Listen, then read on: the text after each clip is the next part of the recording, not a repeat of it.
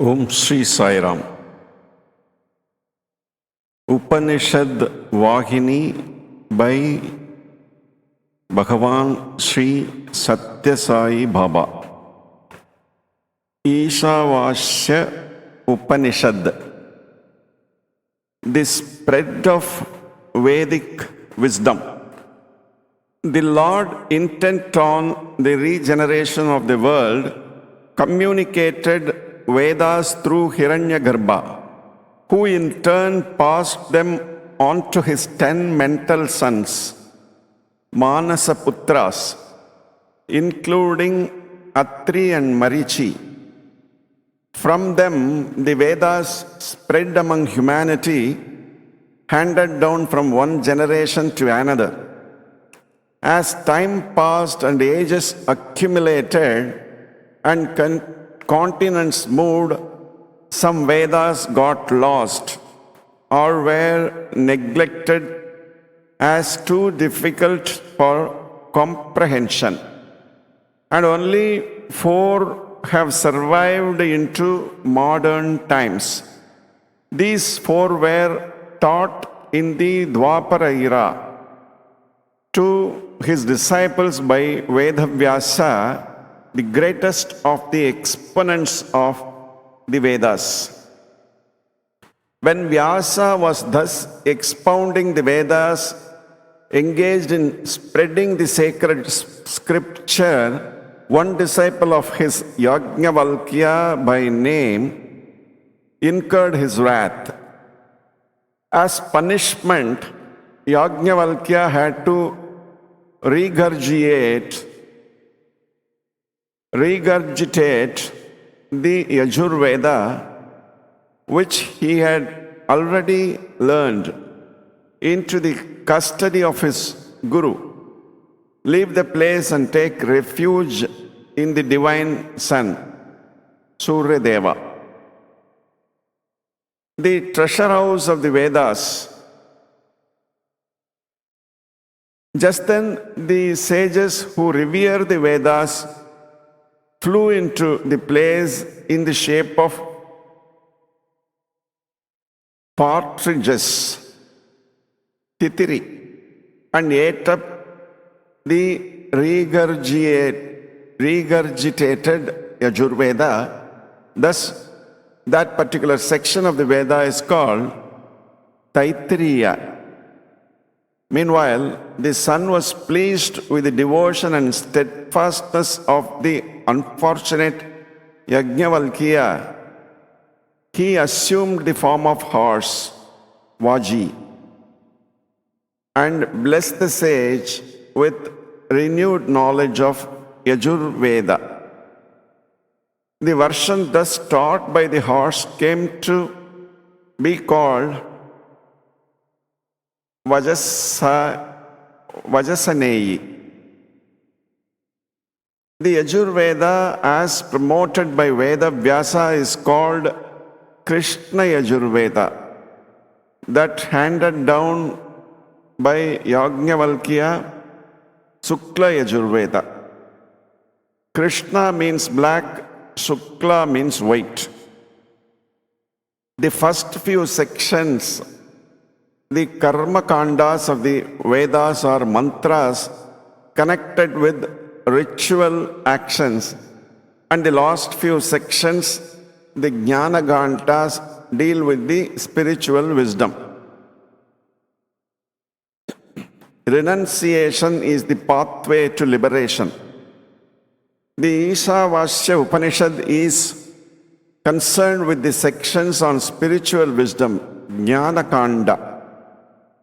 Since the opening mantra of this Upanishad starts with the word Vaasya, pervaded by the Supreme, the Upanishad is called by that name. All things of this world, the transitory, the evanescent, are enveloped by the Lord, who is the true reality of each. Therefore, they have to be used with reverent renunciation and without covetousness or greed, for they belong to the Lord and not to any one person. This verse says that the universe is immanence of the Lord, His form, His body. It is wrong to take the universe and its Lord as different. It is a delusion, just a product of your own imagination. Just as your image under the water is no different from you, the universe, which is His image produced on your ignorance, is the same as He. As long as one has this delusion, one cannot visualize the reality immanent within. In fact, one will slide into wrong thoughts, words, and deeds. A piece of sandalwood produces a bad smell when kept in water, but when taken out and rubbed into paste, the former perfume will return. When the authority of the Vedas and scriptures is respected, and when discrimination is sharpened on the practice of dharmic actions, the evil smell of wrong and wickedness will vanish, and the pure innate perfume of the Atma will emerge. Then the duality of doer and enjoyer will disappear, and the stage will be reached that's called withdrawal from all activity. Sarva Karma Sannyasa. In this Upanishad, this type of renunciation, namely sannyasa, is described as the pathway to liberation. Work without the desire for its fruits.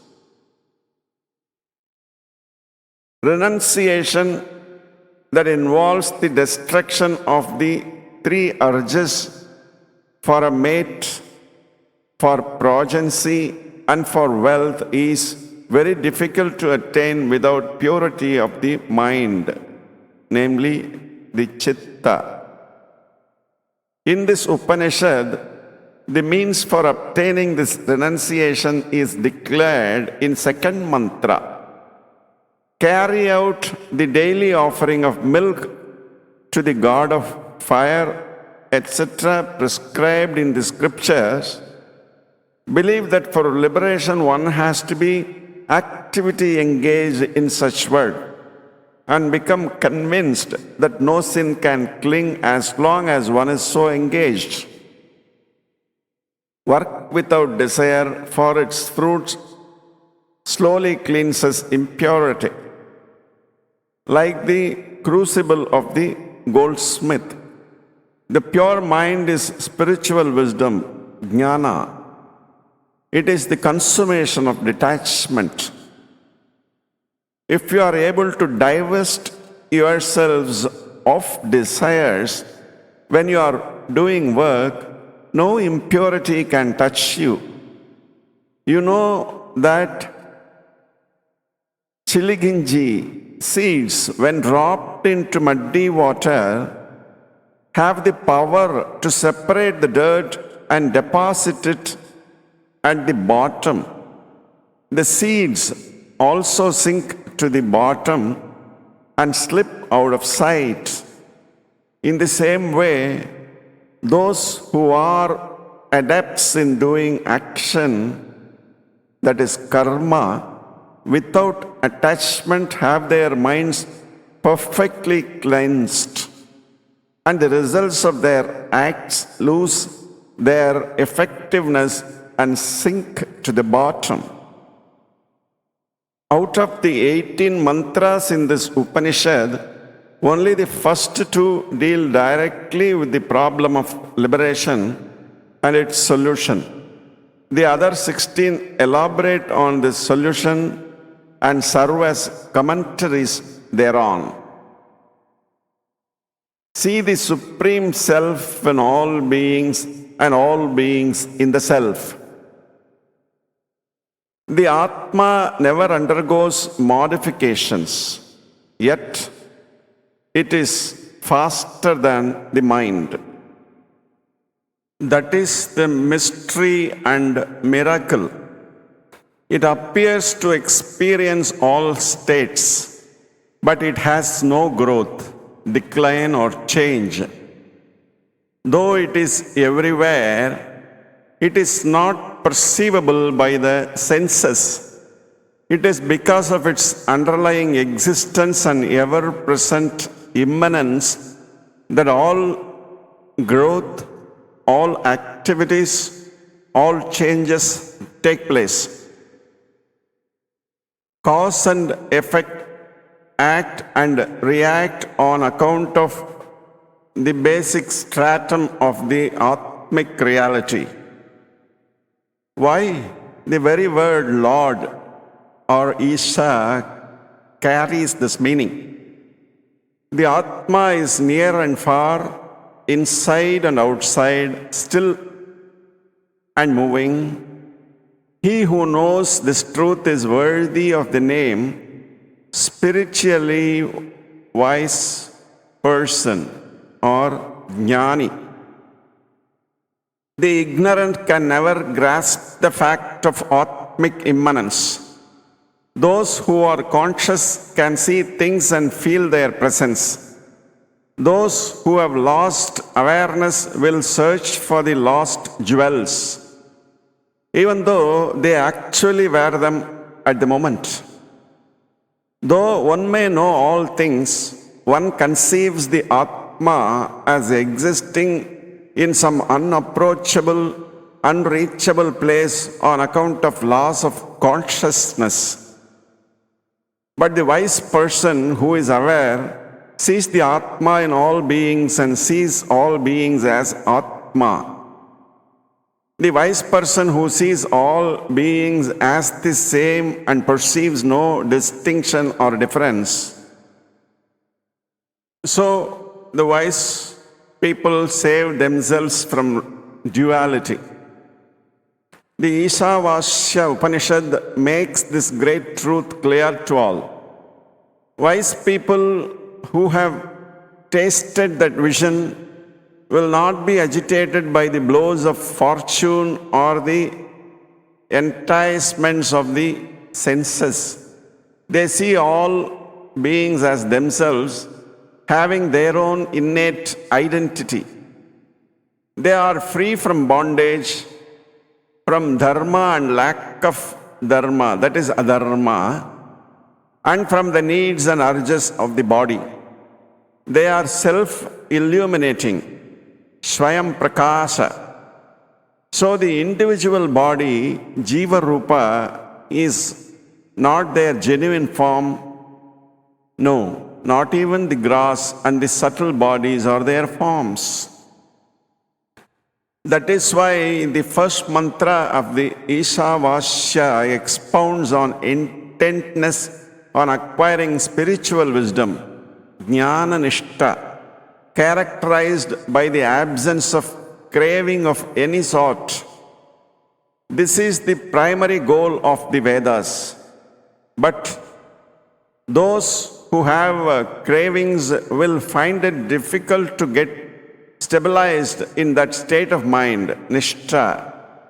For such, the second mantra prescribes a secondary means, ritual action, that is karma nishtha.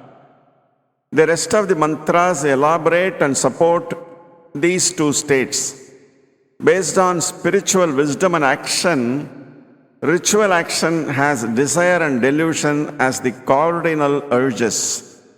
Intentness on the cultivation of spiritual wisdom has discrimination, that is vairagya.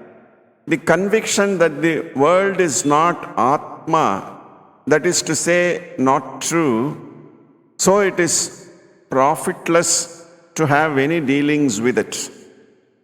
Such an attitude of discrimination is the gateway to acquiring spiritual wisdom. From the third to the eighth mantra, the real nature of the Atma is depicted through the condemnation of ignorance, that is avidya, which prevents understanding Atma. Renunciation leads to self-realization. Thus, the Vaasya teaches the lesson of renunciation through the first mantra and the lesson of liberating activity through action devoid of attachment and anger, that is raga and dvesha, in the second mantra. In the fourth and fifth mantras, it speaks of the Atmic principle, Atma Tattva, and later of the fruits of the knowledge of that Atmic principle. In the ninth mantra, the path of progressive liberation, that is Karma Mukti, is laid down. This path is useful for those who are too weak to follow the path of total renunciation, but who are adepts in acts that are conducive to moral development and inner purification. This path coordinates all action on the principle of contemplative worship. Those who are engaged in acts that are contrary to spiritual knowledge, that is vidya, are full of ignorance. It says thus, those who confine themselves to the study and practice of divine forms, or even worse, for their desire is for powers and skills. Knowledge leads to the world of the gods, Devaloka, while action leads to the world of the fathers, Pitruloka, it is said. So the spiritual wisdom, jnana, that results in self-realization, Atma Sakshatkara, is something quite distinct from these. No attempt to coordinate the two can succeed. To escape the cycle of birth and death, contemplate on cosmic divinity. Of course, one should not engage in anything opposed to the scriptures. And in the ultimate analysis, all actions are classed as ignorance, avidya. At best, action, that is karma, can help only to cleanse the mind. And contemplative worship can help only to achieve single-mindedness. Worship has to rise to the level of contemplation of the cosmic divinity, the Hiranyagarbha. It has to ripen and develop into liberation while alive, that is Jivan Mukti, before the end of this life. Knowledge of gods, Devata Jnana, and ritual actions have to be complementary and coordinated. Then one can escape the round of birth and death and become divine. This concludes the essence of 2.Eesaa vaasya Upanishad.